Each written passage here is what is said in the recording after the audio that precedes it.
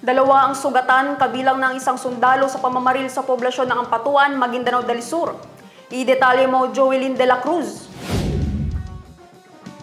Binaril alas 5:15 ng hapon, araw ng Lunes sa palengke ng Ampatuan, Maguindanao del Sur ang isang Anwar Tagtagan Abdul Razak, 48 years old.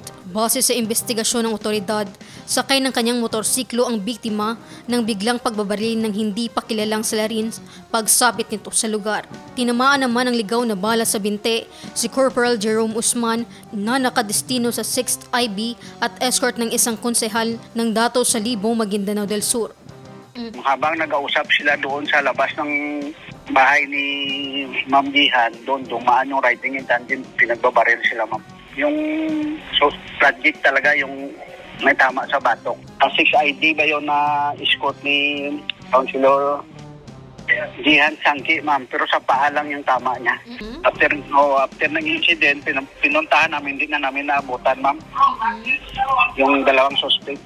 Sa ngayon, ma'am, hindi pa natin ma'am, kasi under investigation pa, ma'am, kung ano talaga yung punot dulo niyan. Agad isinugod sa pagamutan ang mga biktima.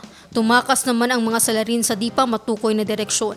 Na-recover mula sa pinangyarihan ng krimen ang dalawang fire cartridge ng hindi pa batid na kalibre ng baril na isusumite sa RFU bar para sa ballistic examination.